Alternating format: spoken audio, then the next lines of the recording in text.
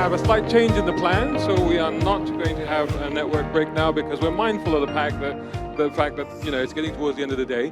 So let's move straight into the last panel session of the day, which is going to be all about carbon credits distribution, latest technologies and challenges and opportunities to tackle climate change. Now, the next session is being chaired by my colleague, Alec Drew, and I'll invite Alec to come up here, and then he will introduce the guests, and we'll get straight into it. Thank you very much. All yours. Thank you very much, Shazad. And this is, by the way, the best session of the whole 2 days. That's why you've hung around. Everybody who left a bit early, they've missed out on it. There we go. So I'd like to introduce the panelists. Come on up, guys. You've got the right stuff there. No, I'm very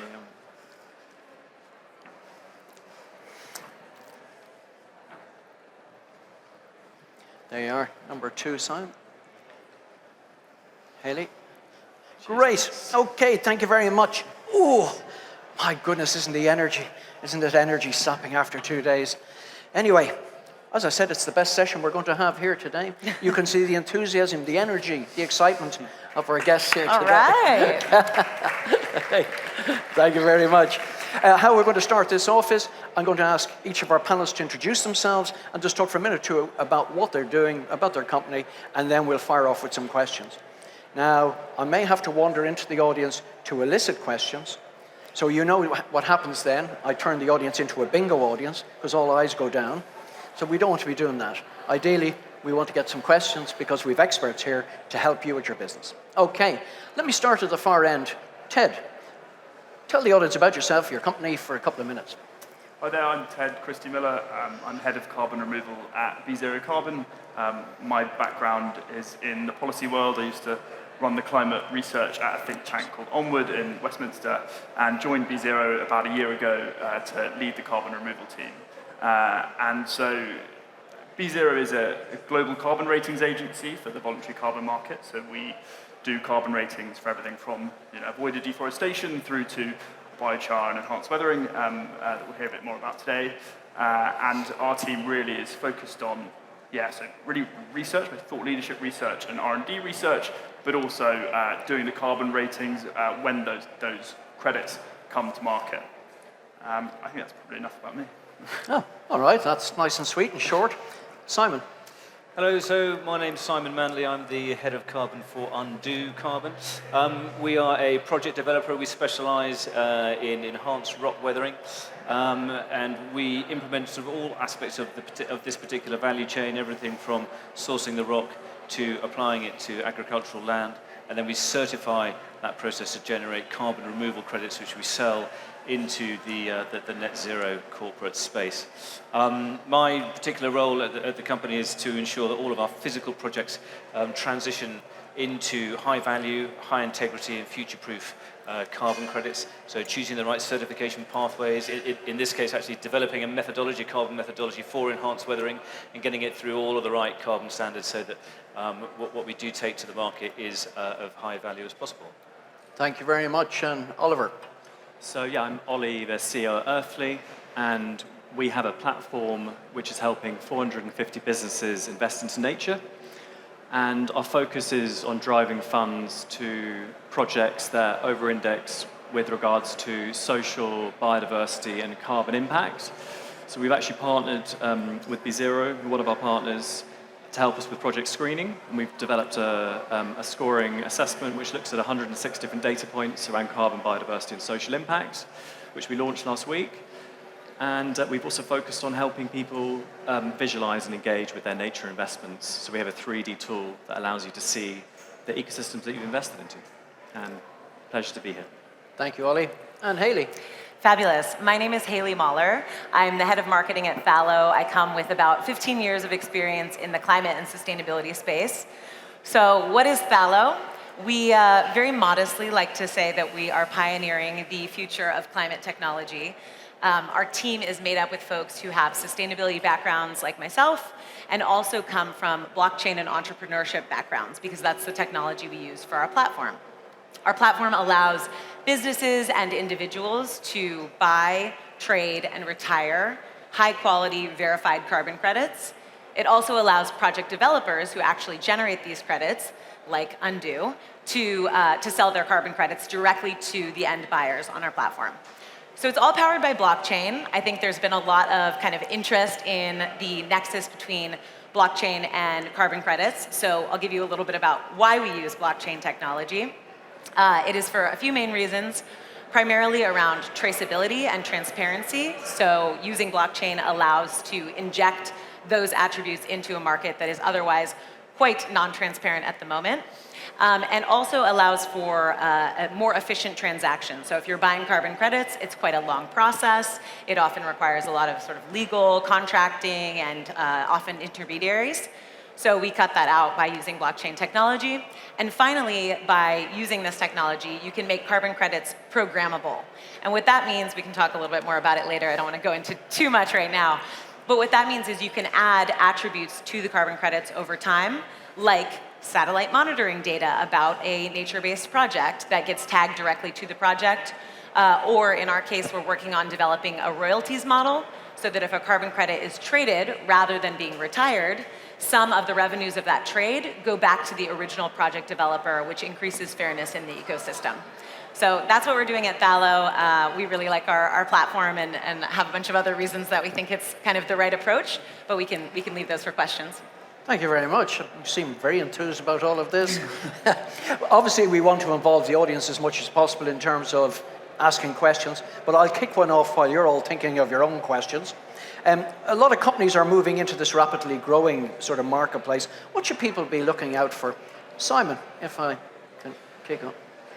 Moving into the space of buying carbon credits, or okay, fine. So I think in the carbon credit space at the moment, the kind of the buzzword, the watchword is integrity. Everybody is chasing the opportunity to either develop and sell or buy high integrity carbon credits. And what used to be called charismatic carbon is now, it's all about trying to make sure that the projects that people are supporting and backing are doing what they say they're doing, and that the impacts are measurable, reportable and verifiable. And so MRV, monitoring, reporting and verification, is again a sort of a key buzzword in the sector at the moment. And projects that have got on top of that and are able to deliver that are in turn able to deliver high integrity carbon credits. And that's really what buyers should be looking out for. Thankfully, there are organizations now set up as the kind of the policemen of this particular sector, the ICVCM on the supply side and the VCMI on the supply side. Yeah, that's what people should be looking out for in order to make sure that they're on the right side of the carbon credit space. Fantastic. Oliver. Yeah, I think to add to your comments, quality and integrity is number one, and which is why we developed our scoring tool, looking across those 106 data points. But I think also we should acknowledge the fact that it's we have a climate crisis, which is sort of carbon-led, but we have an interlinked biodiversity crisis. And at Earthly, we're focused on nature-based solutions because they tackle both, with social benefits to those communities most impacted by climate change. And yeah, like 90% of the conversation is actually around carbon and climate, and only 10% is around biodiversity. So we're trying to also bring attention to both because we need to tackle both or we're toast. Yeah. Fantastic. Hayley. Yeah, I think the carbon offset market, the carbon credit market is really interesting because everybody's concerned about quality, but there is not agreement about what quality necessarily means. There's rough shorthands that people use sometimes around, are you removing carbon? Are you avoiding carbon? What type of verification has happened for a carbon credit? There's some really key attributes, and I'm happy to let one of you talk about them if you'd like, but key attributes that carbon credits need to meet to be valid. And they're things like additionality, which means that the project wouldn't happen without revenues from carbon credits. Things like permanence, which means is it going to be around long enough to actually have a climate impact? Looking out for things like leakage, where if, for a nature-based project, for example, will some of the trees burn down in a wildfire? So there's these sort of basic attributes, which I think we probably all agree carbon credits need to have in order to be used and valid. But then there's this whole other debate happening, and I think it can be really confusing for people who are buying carbon credits about how you actually then compare carbon credits that meet these sort of floor principles, and who do you trust to tell you that these carbon credits are good and they're better than these ones. And so those are the acronyms that Simon just mentioned on the demand side. So if you're looking at buying carbon credits, there's the Science-Based Targets Initiative, and there is the Voluntary Carbon Markets Integrity Initiative. And these are trying to come up with frameworks for buyers to understand what they actually should be looking for. But at the end of the day, there is this challenge that everybody's facing, which is there's not a whole lot of information on the buyer side about how to evaluate these carbon credits. So I think all of our organizations are working in different ways to try to make it not only that higher quality projects are out there and available, which there is a supply squeeze at the moment, so that is a valid concern, but also that it's easy for people to understand what a good project means and access that information without having to read a 200-page project development document.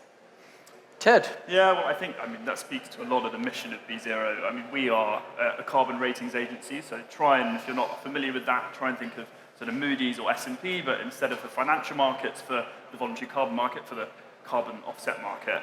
And we've got a team of I think it's sort of reaching sort of 30 now carbon and environmental scientists. We've got a whole team of Earth observation scientists as well that really go through from a number of different data inputs, both on a project-specific level, but also on a sort of macro level as well, looking at a number of different factors which influence the integrity of these carbon credits. And we have a risk factor framework, how we deem how we evaluate the risk of a carbon credit, and additionality, as has been discussed, is a key one for us. We've got things like over-crediting, we've got permanence as well, as you said, leakage, things like perverse incentives, policy environment as well. All of these things are crucial interlinkers that give us information about how the highest quality, the quality of that carbon credit. And I think it's an ongoing challenge, because at the moment in the carbon offset market, there's basically no correlation between price and quality. And no market has ever scaled or will ever scale with that being the case. And so the mission of BeZero is to try and really alter that trajectory and to create that correlation between price and quality. And hopefully, if that is input, then these projections of a $200 billion market by 2030, or whatever McKinsey have latestly come up with, will come to fruition. And so it's a really crucial thing to get right, because we saw in the first iteration of the voluntary carbon market around 2010 that this lack of transparency, this lack of quality in the market, particular concerns around additionality, were the reasons that it really lost the trust of investors, and we cannot make that mistake again for the sake of the climate, just so if we're going to scale that market to the level we want. Fantastic. As you can see, we have some fantastic experts here. You have questions. Can we hear them? Hands up. We have a question. Just give them, if you don't mind, when you get the microphone, you might just introduce yourself, please. And there we go. Thank you. Hi, my name is Alex.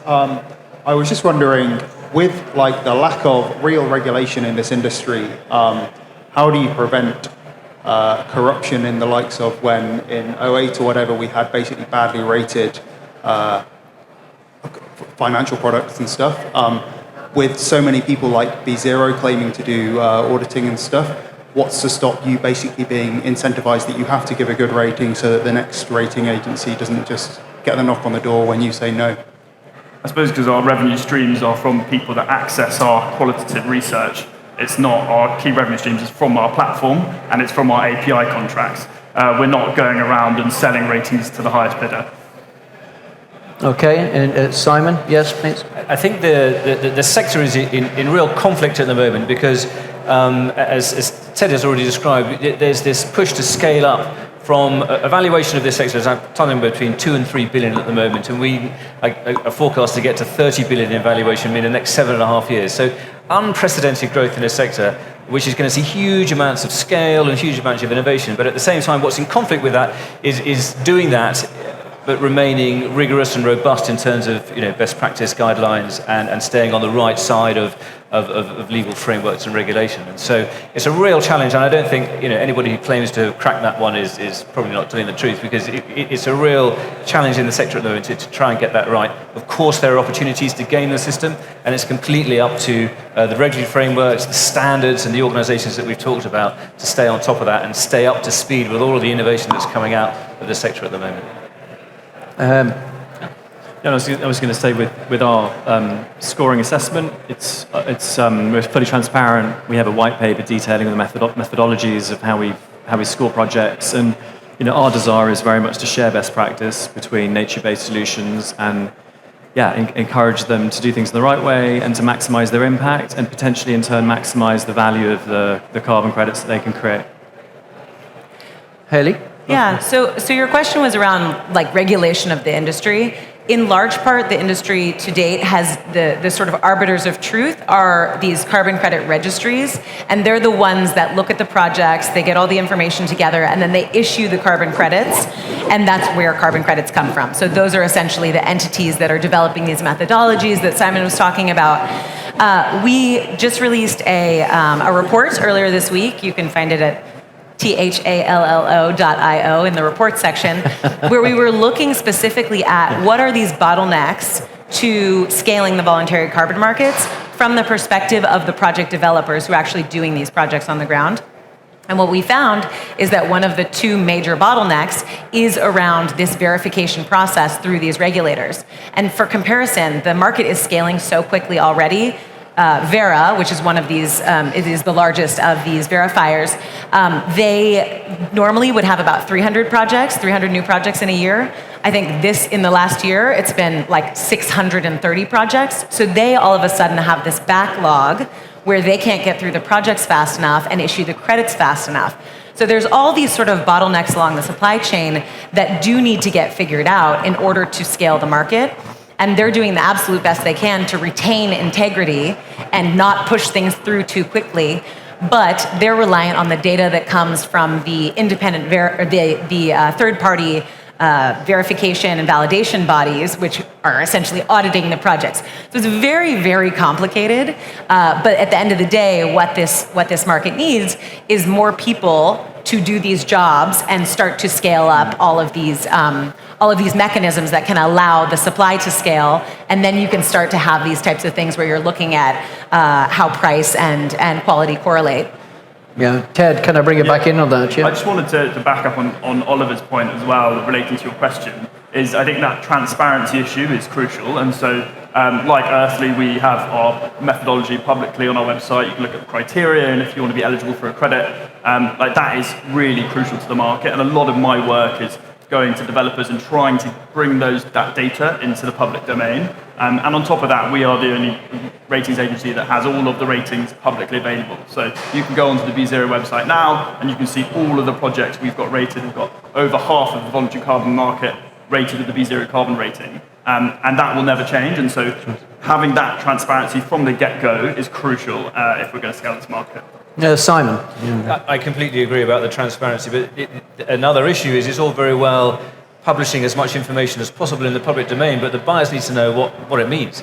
And so there is still a massive education and awareness gap in the market at the moment in terms of what buyers should be looking for and what quality means, integrity, etc. And so that again is an opportunity for the issues that you've highlighted over there. So again, something that's absolutely crucial for this sector is to skill up and raise awareness and education in terms of what people should be looking for. Well, hopefully a BeZero carbon rating for Undo or sort of. Very good, very good. Next question, please. Who's got a question? Next? No? Yes? Yes, thank you. Can we just get a microphone? When the microphone gets you, just introduce yourself, please. Thank you. Oh, it's coming to you. Don't worry. There we go. There he is. Hello. Oh. Sorry, a little too close. Thanks. Really intrigued to learn more about how you best advise buyers that are looking for credible and high integrity quality projects currently. I'm Georgia, by the way, and I work for a carbon a carbon removal company called Undo as well, and we're experiencing challenges when it comes to best educating the market at the moment. But as you've all referred to, the scale at which the market's expected to grow by 2030, unfortunately, the projects can't be verified quick enough. As we know, there's a huge backlog, so that's presenting huge amounts of challenges for businesses and how they best prioritize high-quality carbon offsetting projects or removal projects. What should buyers be looking out for? I know we've touched on it now, but if they've not got verification or standards in place, how should they be prioritizing their search? Okay, thank you. Start with Hayley, Descent for change. Yeah, I think that it's a good question. And for now, the market has said all carbon credits or valid carbon credits are those who have been validated through these verifiers. I think, and we may all have different opinions on this, so I'm curious to hear what others think. But I do think that the market will go one of two ways. Either these registries will massively scale up their operations and their ability to verify new types of projects like enhanced rock weathering, or it will become a necessity that there needs to be another avenue. And that other avenue should, I think we all probably feel very strongly, be based in the standards that do exist, and be done in a transparent way and be done in an independently verified way. But what that actually looks like is sort of an open question. There are other blockchain initiatives. We don't do this at Thallo, but there's other blockchain initiatives that are, for instance, looking to do native on-chain credits. What that means, if you are not in the blockchain space, is that they essentially do the verification process all out in the open on the blockchain. So somebody comes and audits the project, that information gets tagged to the immutable ledger. Somebody comes and offers an assessment of the potential scale of the carbon credits that could be generated from a project, that also gets tagged. The challenge with that is there's not a lot of trust in that type of an approach at the moment. And whether there becomes greater trust in that and we see a scaling up of that type of approach, it remains to be seen, and it will largely come from what companies decide to do. So it will depend on if companies get to a point where they say, look, we committed to a sustainability strategy that included some carbon offsetting. We can't get the carbon offsets that we want through these registries, so we're going to hire somebody to do some due diligence for us to actually buy something that is different. Again, it remains to be seen which way the market will go, and Simon may have additional thoughts on kind of like how that process should happen. I don't know if that's maybe too deep for this panel here, but I think there will be some big changes in the market in the next few years. Is that too deep for you, Ollie? No. So I think we were talking earlier, and I believe that all credits will be tokenized at some point in the future. It's just a question of when. It's something that we're looking at Earthly.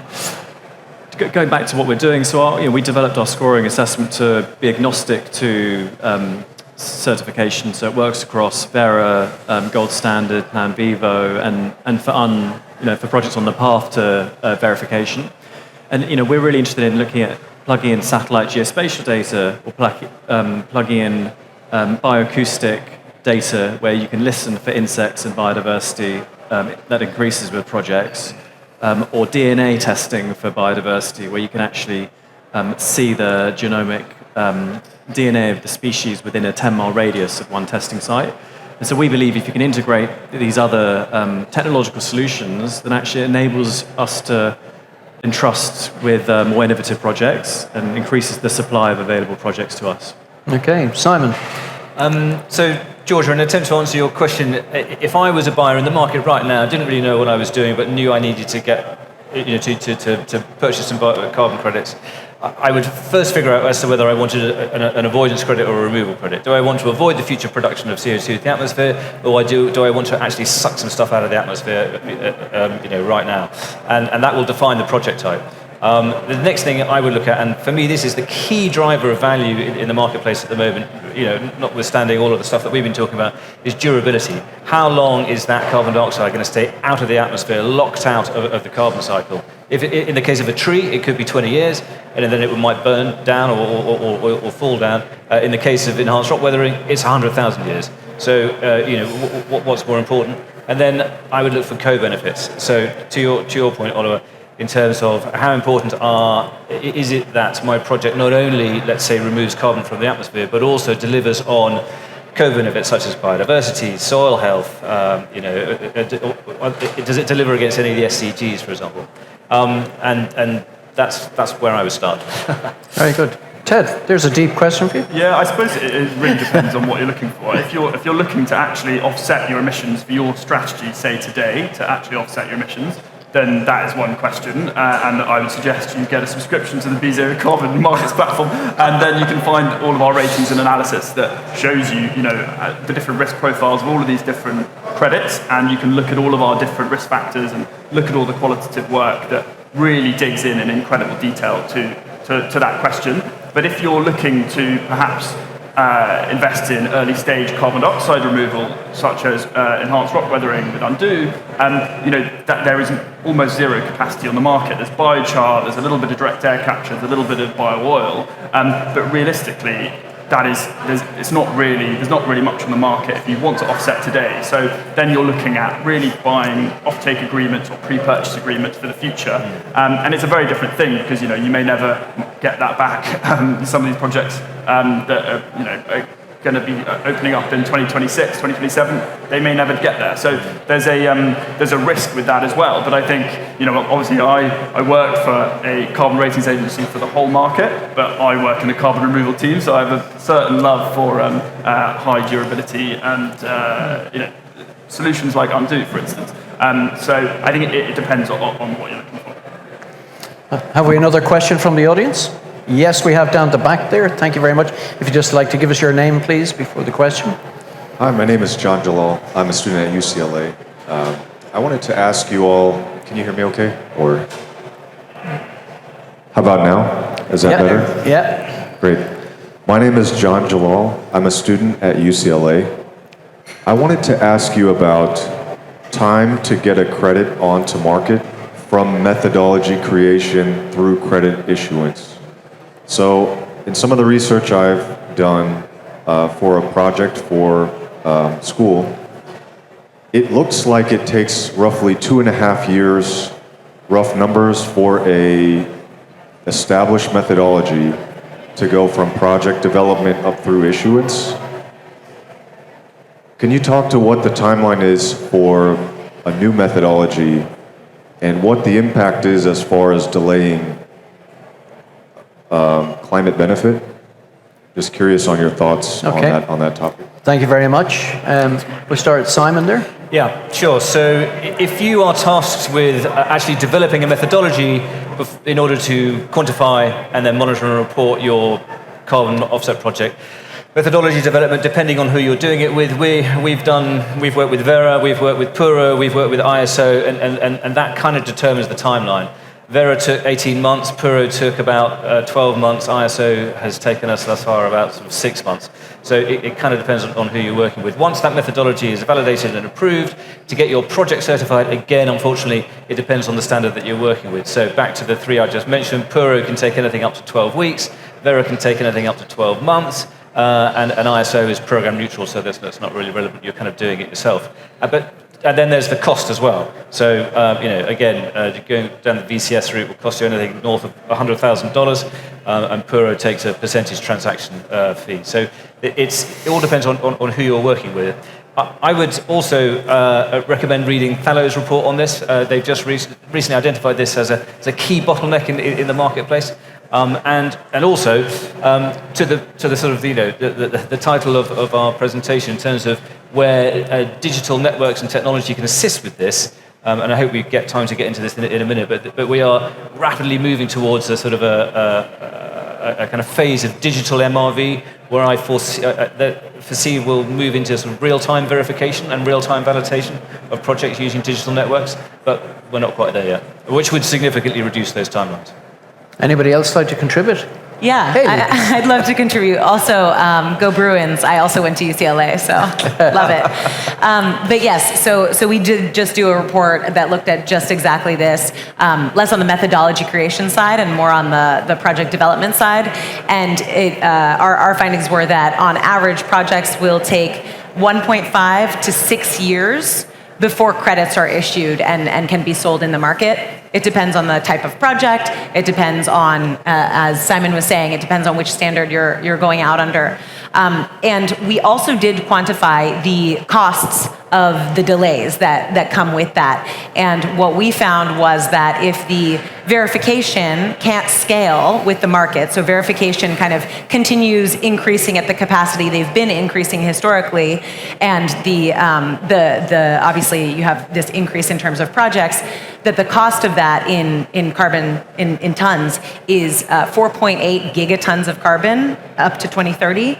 And what that is the entire population of California's footprint for the next 8 years, up to 2030. So it's a large amount of carbon tons that will not be issued if those mechanisms for verification don't scale.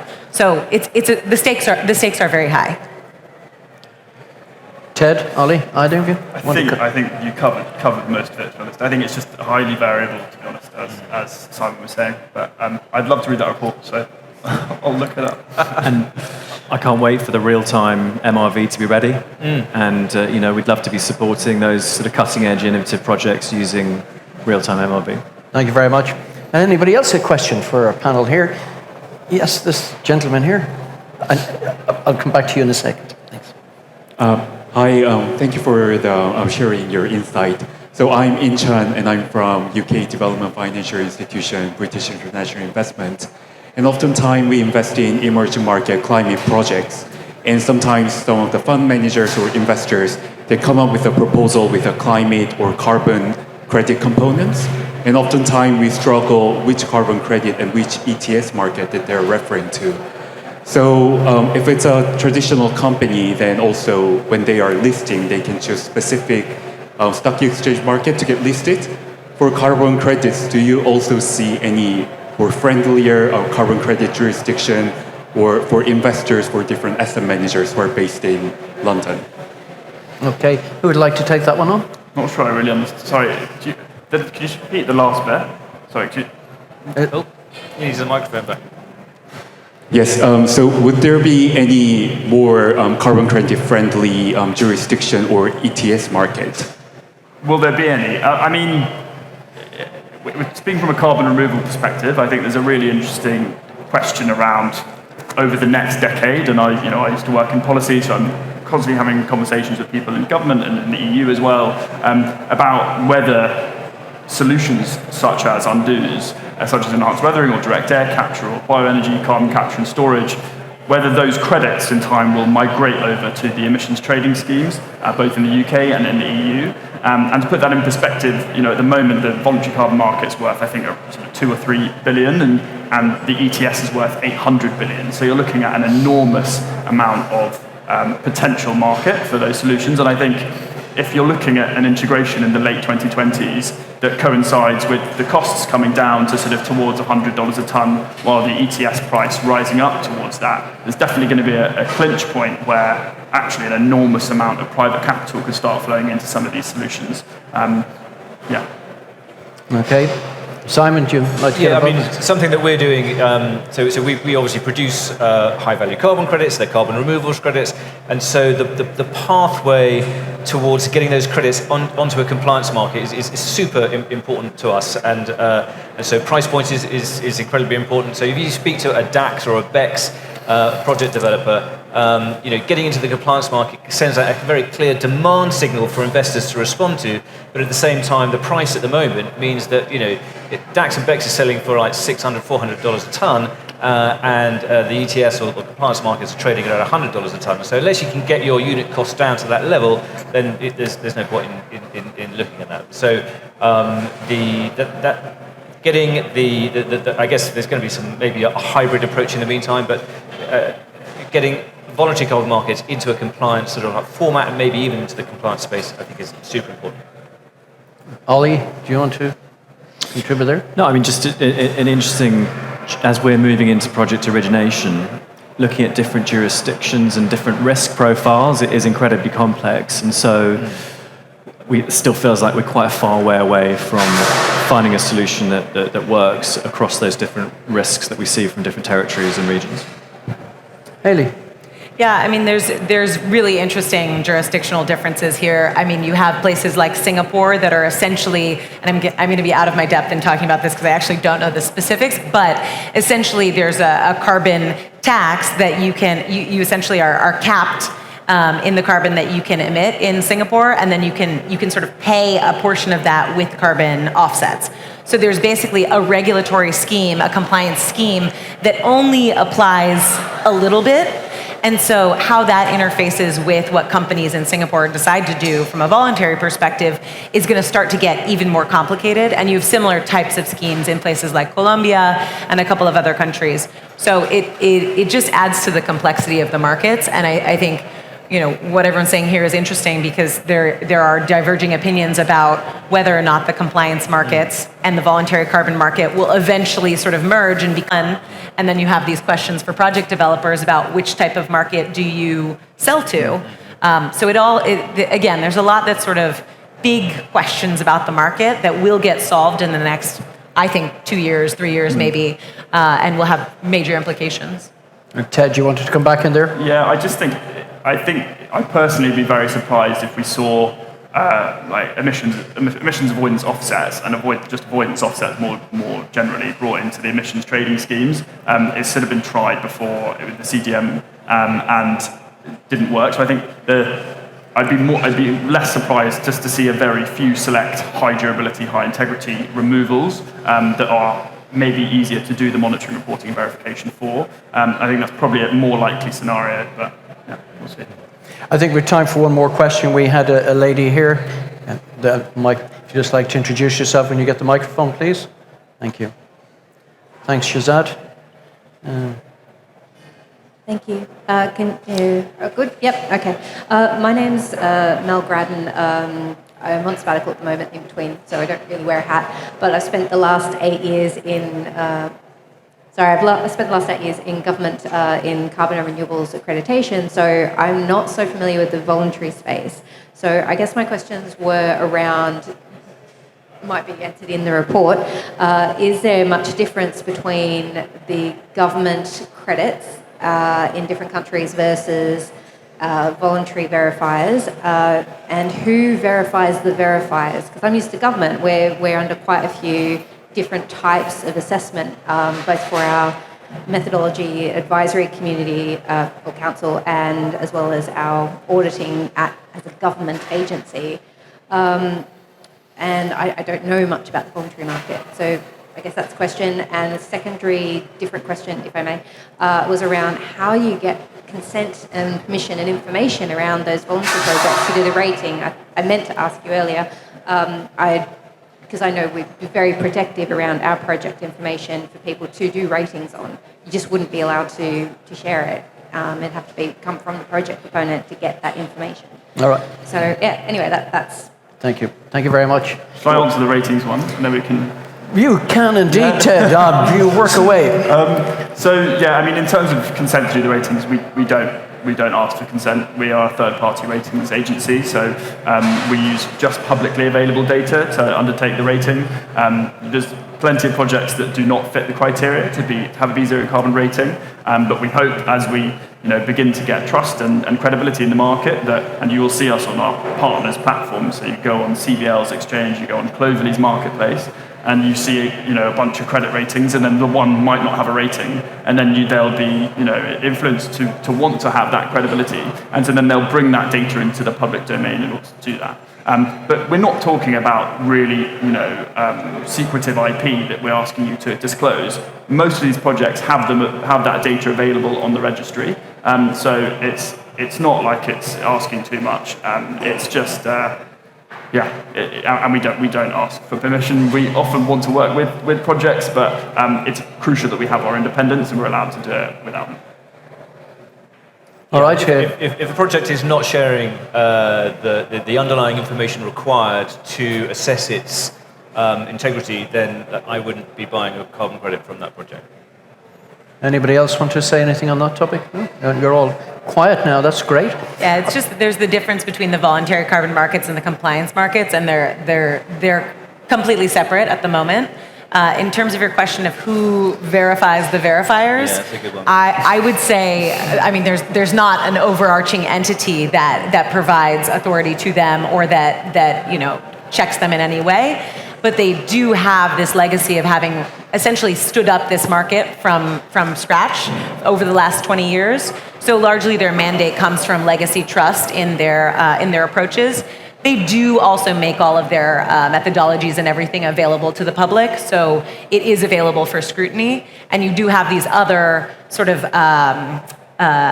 working group type of approaches to try to take all of the data from these verifiers and say, okay, what is universal truth? What is the one framework that is independent that we can say every single project should be validated against this framework? And that's what this entity, the Integrity Council on the Voluntary Carbon Markets, is trying to do. But in large part, they published what they call core carbon principles. And based on the analyses done, no projects in the world meet those. So it's a bit of a question of like, is that a valid framework then if nobody can meet it? So they're currently accepting comments on their draft. I think they may have closed. But it's a good question, and the answer is that there is not a single regulatory authority. It's an unregulated market, and so